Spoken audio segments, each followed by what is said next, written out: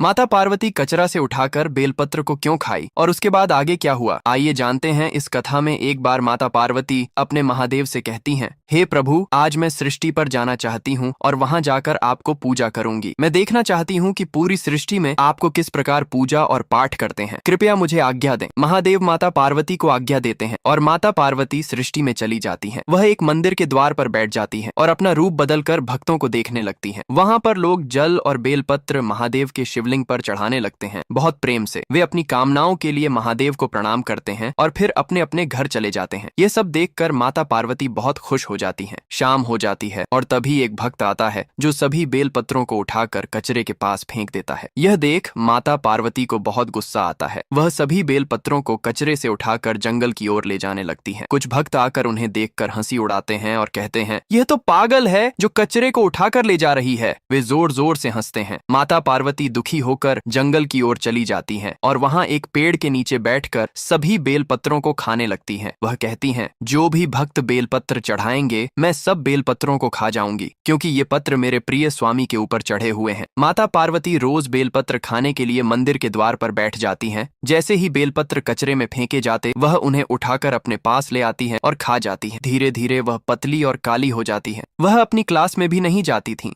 और बेलपत्रों के लिए ही ध्यान केंद्रित करती रहती थी। कई दिन बीतने के बाद माता पार्वती ने एक शिवलिंग मिट्टी से बनाया और उसके पास सो गईं। महादेव कई वर्षों बाद माता पार्वती को ढूंढते हुए वहां पहुंचे। उन्होंने देखा कि माता पार्वती बहुत पतली और काली हो चुकी हैं और उसी मिट्टी के शिवलिंग के पास सोई हुई हैं। महादेव माता पार्वती का चेहरा देखना चाहते थे तो उन्होंने कहा, हे देवी, तुम कौन हो जो इतनी काली और पतली हो? इतनी घिनौनी शक्ल तुम्हारी कैसे हो सकती है और तुमसे कौन विवाह करेगा? माता पार्वती घूंघट से ही बोली, मुझे ऐसी बात मत करो और मेरी सूरत को देखकर हंसी मत उड़ाओ। तुम्हारी सूरत भी तो कोई खास नहीं है। महादेव ने कहा, मेरी सूरत कर्पूर गौरम करुणावतारम है, संसार सारम भुजगेंद्र हारम है, सदा वसंतम है। तुम मेरे सामने कुछ भी नहीं हो। माता पार्वती दुखी होकर जंगल की ओर जाने लगी। महादेव ने उनका हाथ पकड़ लिया और अपनी गंगा जटाओं से उन्हें स्नान कराया। इससे माता पार्वती का चेहरा सुंदर और आकर्षक हो गया। माता पार्वती खुशी से महादेव के गले लग गईं। महादेव बोले, हे देवी, हम तो तुम्हारे प्रेम में हार गए हैं। तुमसे बढ़कर इस सृष्टि में कोई भक्त नहीं है। तुमने मुझे अपने प्रेम में हरा दिया है। अब मैं और भी शक्तिशाली हो गया हूँ और मेरा प्रेम अमर हो गया है। इसके बाद महादेव नंदी बाबा पर सवार होकर माता पार्वती को लेकर चल पड़े। तभी महादेव बोलते हैं,